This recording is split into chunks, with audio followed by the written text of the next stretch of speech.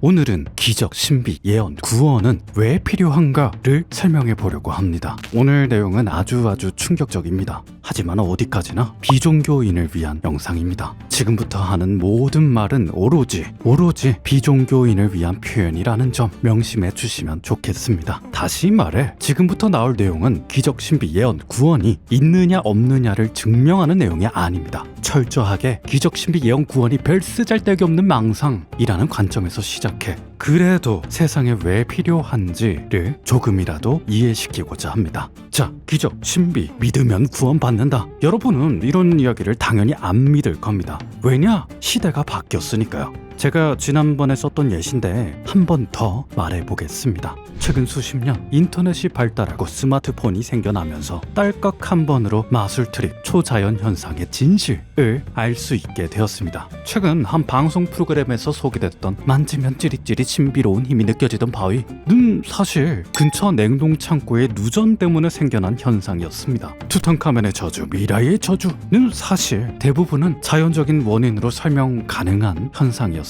우리는 더 이상 사이비 교주가 일으키는 사기극에 휘둘리지 않게 되었고 혈액형 성격론이나 선풍기를 켜고 자면 죽는다는 근거 없는 소문에도 더 이상 속지 않게 되었습니다. 팩트체크에 익숙해진 현대인의 입장에선 반박 가능한 기적과 신비는 보통 그냥 가볍게 즐길 거리 정도일 뿐입니다. 그런 걸 진지하게 믿는 사람, 진지하게 말하는 사람들은 뭔가 바보처럼 느껴지고 우습게만 느껴질 뿐입니다. 그래요. 어느샌가 기적과 신비는 신뢰를 잃고 무너져 내렸습니다. 그런데 말이죠. 인류 역사에서 성인이라 불린 사람 상당수, 아니 최소한 제가 다뤘던 분들 상당수는 기적과 신비를 인정하고 받아들였습니다. 그들은 혀를 내두를 정도로 누구보다 이성적으로 생각하고 논리적으로 말하면서도 기적과 신비를 인정하고 받아들였습니다. 아니, 인정하고 받아들인 정도가 아니라 몇몇은 아예 직접 기적을 사용하기도 했죠. 자, 오늘은 그토록 훌륭한 성인들이 대체 왜 기적과 신비를 긍정했는지 그 이유를 명확히 밝히고자 합니다. 이성적이고 논리적으로, 비판적으로, 그리고 쉽고 재밌게 설명해보죠. 바로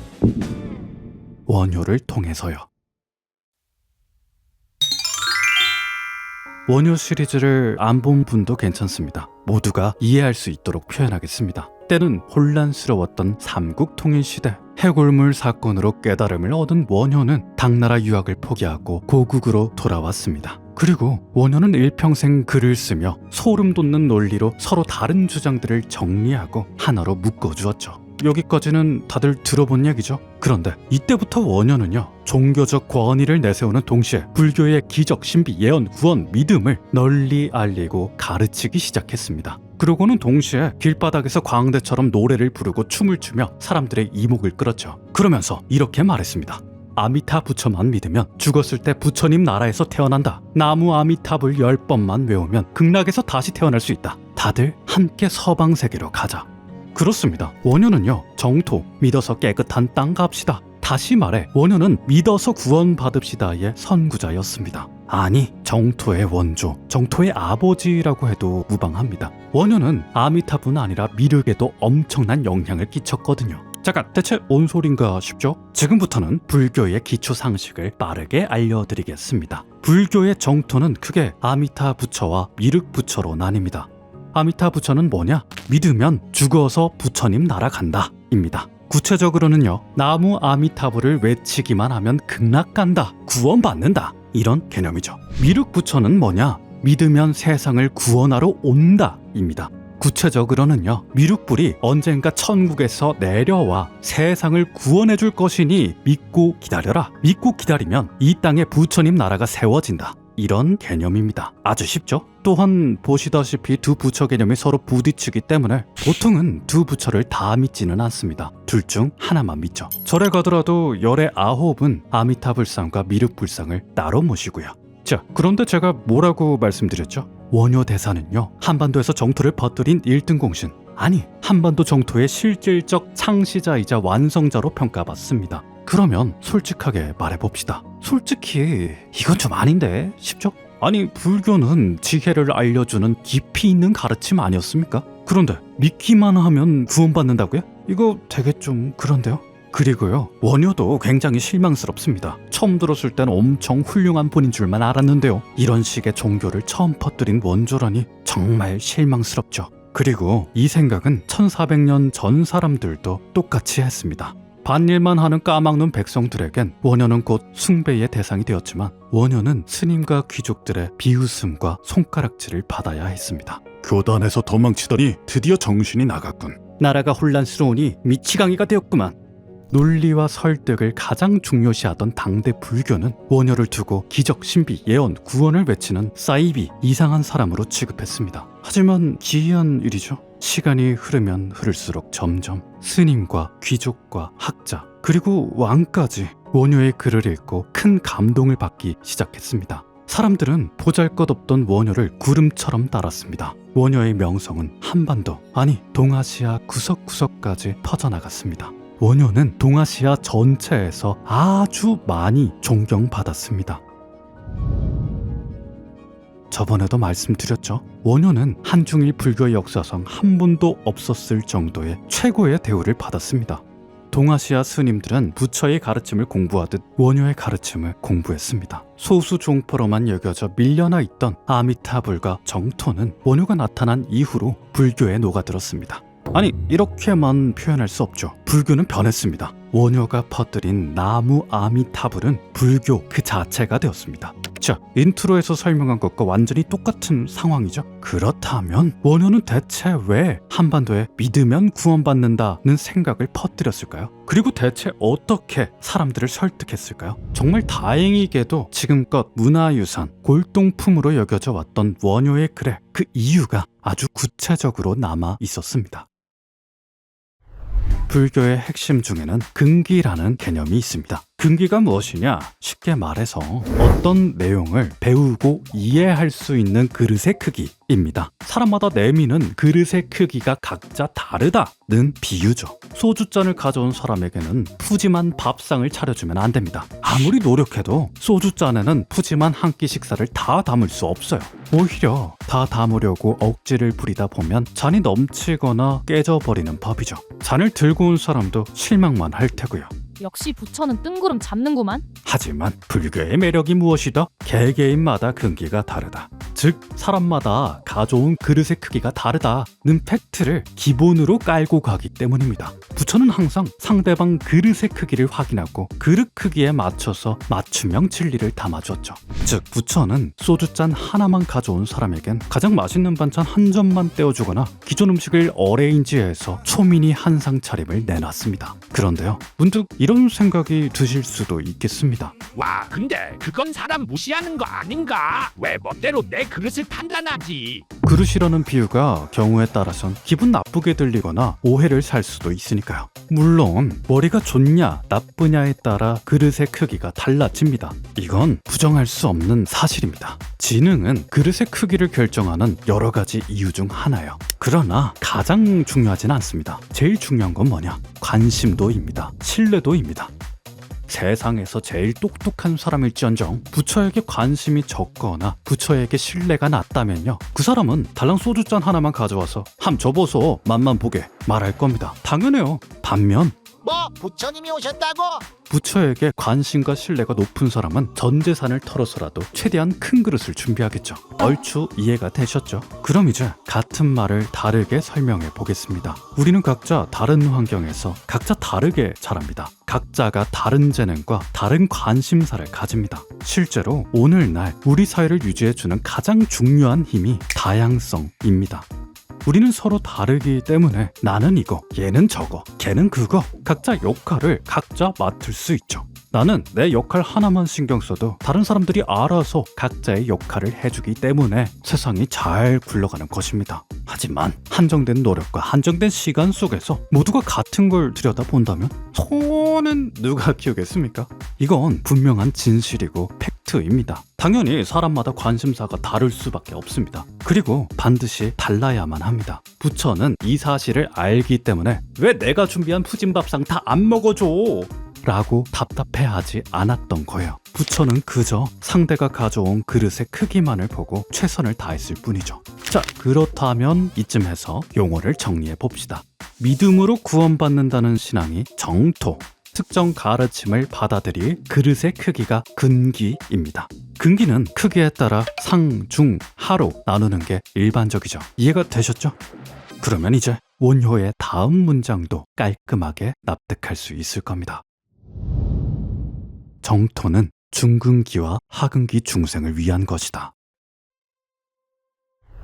그러니까 쉽게 말해서 소주잔을 가져온 사람에게 어쩔 수 없이 나무 아미탑을 10번만 내오세요 라고 전한 거란 말이죠. 이 모든 게 중근기, 하근기를 위한 수단이란 말이죠. 이 모든 게 목적을 이루기 위한 방법이란 말이죠.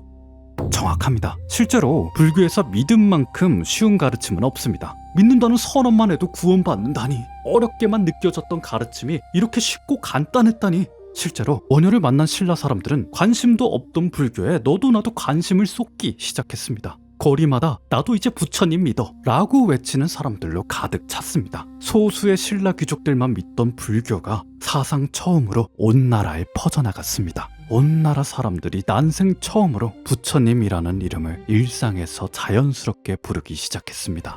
그런데 말이죠, 이게 정말 좋은 수단인가요? 믿기만 해도 구원이란 말이 정말로 부처의 가르침과 일치하나요? 분명히 불교는 지혜가 핵심이라고 하지 않았나요? 우리가 알던 내용이랑 완전 딴판인데요. 맞습니다. 무엇이든 따져보고 증명하는 것을 중요시하던 그 시대 똑똑이들이 원효를 비난한 이유도 이것입니다. 아무리 봐도 지혜로 보이지가 않아요. 그래요. 믿기만 해도 구원이란 말은 도무지 논리적으로 설명이 안 됩니다. 뭐 구원이나 부처님 나라가 눈앞에 존재하질 않으니 진짜인지 가짜인지 눈으로 보여줄 방법이 아예 없어요. 그런데 우리가 확실히 증명할 수 있는 팩트가 있습니다. 그게 뭐냐? 앞뒤 안 가리고 무조건 믿으라고 소리치는 광신도가 얼마나 꼴보기 싫은지는 확실하게 알 수 있습니다. 그렇지 않나요? 다시 말해서 광신도들의 집착은 우리가 직접 눈으로 볼 수 있죠. 그렇다면 다시 생각해 봅시다. 부처는 집착 없애는 법을 알려주는 사람이라고 들었는데요. 부처가 집착을 만드는 사람은 아니지 않습니까? 솔직히 천국이든 극락이든 있는지 없는지 모르겠고 알 바도 아닙니다. 누구나 인정할 수밖에 없는 사실은 믿기만 해도 구원이란 말이 엄청난 집착을 퍼뜨린다는 거예요. 이건 마치 일부러 병을 옮기는 것과 같지 않겠습니까? 실제로도 정토와 관련된 경전이 끝도 없이 많다 보니 복잡하고 어려운 경전 구절이 서로 얽히고 얽히다 보니 정토에 집착하는 사람은 깊은 늪에 빠지듯 헤어나오지 못하곤 했습니다. 그뿐인가요? 믿기만 하면 구원이란 말은 믿기만 하면 끝이다, 믿기만 하면 더 공부 안 해도 된다 로 들립니다. 그리고 세상에는 정말로 부처 믿는다고 말하면서 부처의 말은 제대로 지키지 않는 사람이 아주 많아졌죠. 네, 이제 확실히 알았습니다. 믿기만 해도 구원. 이 문장은 누가 봐도 부처님 말씀과 딴판입니다. 부적절한 가르침이고 욕먹어도 할 말이 없죠. 자, 그런데 말입니다. 원효는 알고 있었습니다. 원효는 이 사실을 누구보다 잘 알고 있었습니다. 여러분, 지금부터는 조금만 더 집중해 주세요. 아주 중요한 비유를 들려드리겠습니다. 부처는 흔히 집착을 병으로 비유했습니다. 그리고 자신을 의사, 약사에 비유했죠. 이 비유를 기억해 주십시오. 부처는요, 인류 역사에 손꼽힐 만한 천재였습니다. 그와 같은 인재는 500년에 한 명 있을까 말까 한 정도였죠. 부처는 엄청난 논리와 설득력으로 당대 인도 사회에 존재하는 대부분의 집착을 싸그리 싹싹 낫게 해주었습니다. 다시 말해 부처는 당대 유행하던 각각의 불치병을 고칠 수 있는 수많은 맞춤형 치료제를 만드는 데 성공했습니다. 부처가 살아 숨쉬던 시대, 부처가 각각의 불치병을 치료하는 각각의 치료제를 만든 덕에 부처를 만난 사람들은 모조리 건강해졌습니다. 아니, 오히려 병에 걸렸던 사람들은 치료가 될 때마다 더욱더 면역력이 강해졌습니다. 사람들은 이제 웬만한 질병에도 꿈쩍도 하지 않을 정도로 강한 면역력을 갖게 되었죠. 부처가 해결한 불치병은 더 이상 고칠 수 없는 무서운 병이 아니게 되었습니다. 부처가 다 해결했으니까요. 하지만 부처가 세상을 떠나고 부처를 만난 사람들도 세상을 떠나자 또 다른 불치병이 유행하기 시작했습니다. 기존 바이러스에 밀려서 숨어 지내던 바이러스들이 여기저기서 마구 날뛰며 사람들을 괴롭히기 시작했습니다. 그러나 세상엔 더 이상 부처가 없었습니다. 말씀드렸죠? 부처와 같은 천재는 500년에 한 번 있을까 말까 했으니까요. 사람들은 병에 걸린 채 끙끙 앓으며 또다시 부처 같은 분이 나타나기만을 기다렸습니다. 불교는 윤회를 말합니다. 즉 부처의 가르침은 힌두교와 같은 윤회입니다. 동시대 인도인들과 같은 윤회입니다. 그런데요, 직접 검색해 보시면 알 수 있습니다. 부처의 최종 가르침은 윤회에서 벗어나자입니다. 여기서 종교를 믿지 않는 사람이라서 오히려 더 잘 보이는 정답이 있습니다. 좋은 기회니까 곰곰이 생각해 보세요. 네, 자기가 윤회를 가르쳐 놓고 거기서 벗어나라니? 이거 정말 이상한 문장 아닌가요? 뿐만 아닙니다. 부처는 당시 인도인들이 믿던 신들을 자기가 가르쳐 놓고 자기가 놓아주라고 합니다. 이거 정말 이상하지 않나요? 여기서 다시 한번 부처 가르침 3줄 요약을 가져와서 딱 한 줄씩 집중해 봅시다. 어차피 인간은 반드시 무언가에 집착합니다. 난 집착 안 해 같은 말만 입 밖으로 내뱉을 수 있지 실제로는 불가능합니다. 다시 말해 우리는 스스로 무언가에 매달리고 있다는 사실을 알아차리기도 전에 과거에 집착하고 미래에 집착하고 인연에 집착하고 젊음에 집착하고 돈에 집착하고 외모에 집착하고 학벌에 집착하고 타이틀에 집착하고 이 사상에 저 철학에 그 이념에 지 생각에 집착합니다. 특히 마음속에 깊은 상처가 생겨서 슬프고 불안해서 어쩔 줄 모를 때면 인간은 평소보다 훨씬 더 꽉 무언가에 매달리게 됩니다. 집착은요, 그냥 모른 척 내버려 두면 점점 더 커져서 마음을 고통스럽게 만듭니다. 그러니 집착이 더 커지기 전에 빨리빨리 없애야 하죠. 하지만 여러분, 당장에 집착을 없앤다고 해서 안심해선 안 돼요. 왜냐? 세상은 원래 집착할 것이 넘쳐나고 없어져도 또 생겨나기 마련이거든요. 풍선 한쪽을 누르면 다른 쪽이 툭 튀어나오듯이 이 집착을 꾹 눌려서 해결한 것 같아 보여도 얼마 안가 다른 곳에서 새로운 집착이 삐죽 고개를 내밀게 됩니다. 그렇기에 부처의 최종 목적은 집착을 없애줌, 집착을 치료해줌이 아니었습니다. 당장 하나의 집착을 해결해도 또 다른 집착이 생겨날 것이기 때문에 부처는 사실 스스로 집착을 없애는 법을 알려준 거예요. 무슨 뜻이냐고요? 이해를 위해 쉽게 비유하겠습니다. 부처는요, 반복적으로 집착을 없애는 치료 과정 후에 집착을 스스로 이겨내는 능력을 주려한 것입니다.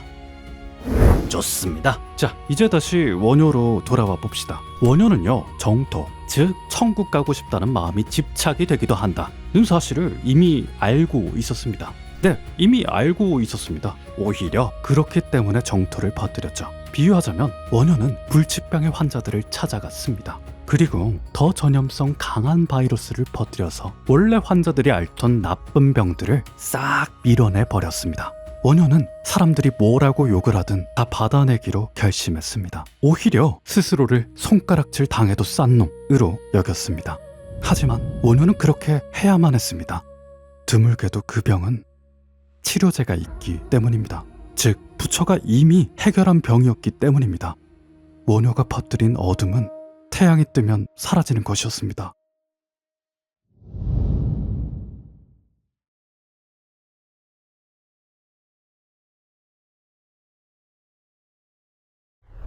그렇습니다. 원효가 기적신비 믿음 구원을 도구로 선택한 진짜 이유는요, 그게 집착이거나 집착이 될지언정 치료제가 있기 때문입니다. 그러나 그뿐만은 아닙니다. 원래 집착이라는 것은 열의 아홉은 우리를 힘들게 하는 나쁜 것이죠. 하지만 위대한 사람들이 퍼뜨린 집착은 그 자체로 쓸모가 있고 우리에게도 큰 도움이 됩니다. 기적, 신비, 믿음, 구원의 또 다른 장점은 다음 5가지로 정리할 수 있습니다. 첫 번째 장점은요, 그 어떤 어려운 철학책보다 쉽고 강력하게 삶에 희망을 준다는 점입니다. 죽으면 극락간다, 죽으면 부처님 날아간다 는 믿음은요, 늙음, 병듦, 죽음과 같은 생로병사라는 인간의 가장 큰 집착과 고통을 가장 효과적으로 빠르게 치료하죠. 원효는 부처님 나라와 천국을 떠올리는 일, 즉 행복한 상상을 하는 일은 훌륭한 마음 공부라고 여겼습니다. 머릿속에 최고로 멋진 세상을 상상해본 사람들은 아주 손쉽게 현실의 괴로움에서 벗어날 수 있었으니까요. 덕분에 세상은 훨씬 더 평화로워졌고 사람들은 마음 공부할 여유가 생겼습니다. 이건 다들 예측한 장점이죠. 그러나 훨씬 더 중요한 장점이 남아 있습니다. 그건 바로 부처의 이름을 널리 퍼뜨린다는 점입니다. 사회적 동물에게 다른 사람 신경 쓰는 것만큼 강력한 본능은 없거든요. 특정 책을 읽게 만들려면 베스트셀러만큼 좋은 타이틀이 없고 특정 노래를 듣게 만들려면 빌보드 1위만큼 좋은 타이틀이 없습니다. 얘도 인정하고 쟤도 인정하고 쟤도 난리치고 얘도 난리치면 인간은 나도 모르게 진짜 대단한 건가 봐 라고 믿게 됩니다. 부처님 믿으세요? 아니 부처가 누군데 이 난리지? 부처의 가르침은 궁금해도 낯선 사람 가르침은 귀에 잘 안 들어오는 이유가 이와 같습니다. 부처는 어디선가 많이 들어봤거든요. 모르면 아무 소용도 없습니다. 부처라는 이름을 어떻게든 미리 알고 있어야 나중에라도 한번 들어볼까 같은 마음이 생기지 않겠습니까? 그렇습니다. 집착의 에너지가 거대해진 사람이 부처 믿으라며 고래고래 소리를 지르거나 나무 아미탑을 10번을 외우고 다닌다면요, 결과적으로는 부처의 이름을 알리는 일이 됩니다. 즉 모든 사람의 입에서 유행가처럼 나무 아미타불이 흘러나오게 해서 부처를 들어본 적 없는 사람들도 어느샌가 언젠가 한 번쯤은 알아봐야겠다. 라고 생각하게 되었습니다. 인간의 집착이 얼마나 제멋대로냐면요, 별 기준도 없고 브레이크도 없는 나쁜 집착에 빠지는 경우 인당수에 빠뜨려서 용왕님께 인신공양하자, 나 세상 살기 힘드니 한강에 뛰어들어야겠다, 나 내 인생은 망했고 남들도 망했으면 좋겠다, 같이 앞뒤 안 맞는 위험한 망상에 집착하기도 하는 것이 인간의 무서운 습성입니다. 하지만 부처에게 집착하는 사람들은 다릅니다. 결국 이러나 저러나 부처 가르침 첫 페이지는 남을 도우라, 이웃을 사랑하라 부터 시작합니다. 미륵불이 나오는 경전도, 아미타불이 나오는 경전도 결국 이러나 저러나 남 괴롭히지 마라, 선하게 살라 부터 시작합니다. 그리고 우리가 오늘 당장 따라할 수 있는 친절한 행동 가이드를 알려주죠. 맞습니다. 이렇게 해라, 저렇게 해라 같은 명확한 규칙이 있기 때문에 집착에 빠진 사람들은 오히려 더욱더 보살처럼 행동하고 더욱더 보살처럼 말할 수 있었습니다. 훌륭한 보살도 아미탑을 믿으세요, 선하게 사세요 라고 열정적으로 외치고 열심히 다른 사람을 돕습니다. 집착에 빠진 사람도 아미탑을 믿으세요, 선하게 사세요 라고 열정적으로 외치고 열심히 다른 사람을 돕습니다. 그래요, 아미타불을 믿는다면 가장 지혜롭지 못한 사람도 하루아침 만에 보살처럼 행동하고 보살처럼 말할 수 있었습니다. 물론 나무 아미타불을 외치면서도 배움이 없고 실천이 없는 사람도 많았습니다.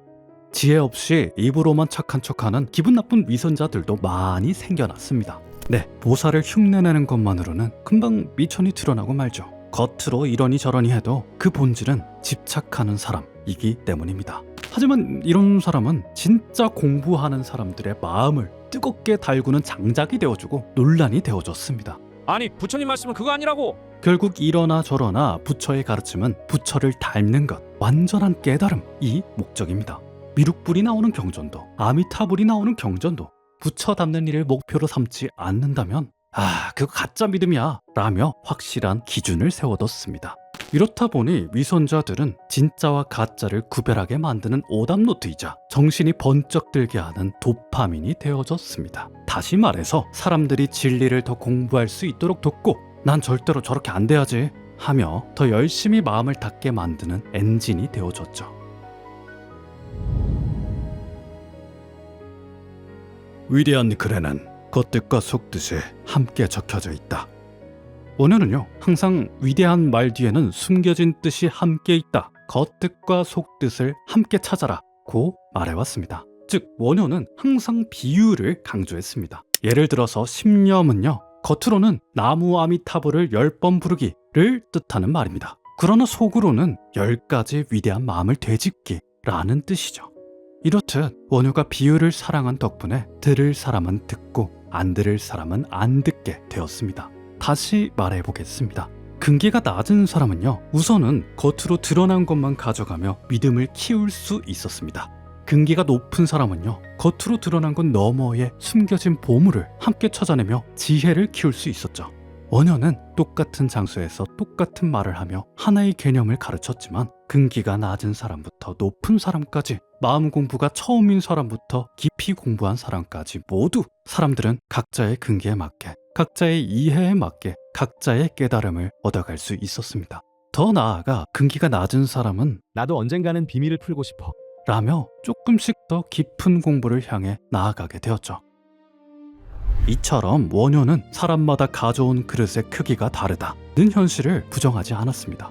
원효는 아무리 그래도 든든한 푸짐 밥상만 차려야 해 같은 고집을 부리지 않았습니다. 어려운 불경 공부에 인생의 전부를 걸고 매달렸던 원효는 자기가 소중히 쥐고 있던 것을 모조리 놓아준 채 어려운 가르침만으로는 이웃과 세상을 바꿀 수 없다는 현실을 받아들였죠. 그리하여 원효는 선택받은 사람만 구원받아 글 안 읽는 사람이 멍청한 거야. 우리만 구원받을 수 있어. 같은 생각에 단기를 들었습니다. 원효는 불경 공부에 매진하는 사람들뿐만 아니라 불경에 관심이 없는 사람들, 글자를 몰라 책을 못 읽지만 가족을 위해 땀 흘려 일하던 사람들, 심지어는 범죄를 저지른 죄인들까지 단 한 명도 내버려 두지 않았습니다. 이게 정말 맞는 길일까 하는 걱정과 불안한 마음을 꾹 누른 채 사람들 모두가 변했으면 하는 마음으로 나도 변하고 너도 변하고 모두가 변할 수 있도록 사람들의 비웃음과 손가락질을 온몸으로 받아내며 광대처럼 춤을 추고 나무 아미타불을 외쳤습니다. 그 감독께서 미안한데 혹시 전도하는 거야? 당연히 아닙니다. 조금도 그런 마음이 없습니다. 만약 제 마음이 그랬다면 이 뒤에 숨겨진 진짜 이유는 쏙 빼놓은 채 부처 믿으면 극락간다. 나무 아미타불 10번 외우면 구원받는다. 고 말했겠죠. 그러면 여러분은 100% 거부감을 느끼고 기적신비 믿음 구원이 싫다는 생각을 더욱더 크게 키웠을 겁니다. 하지만 오늘날 이렇게 말하는 건 조금 더 원효스럽지 않죠? 네, 정말로요. 싫던 걸 갑자기 좋아할 필요는 없습니다. 다만 오늘 내용을 듣고 아주 조금이라도 싫다는 생각을 놓아줄 수 있었다면 그것이야말로 진짜 원효스러운 것 아니겠습니까?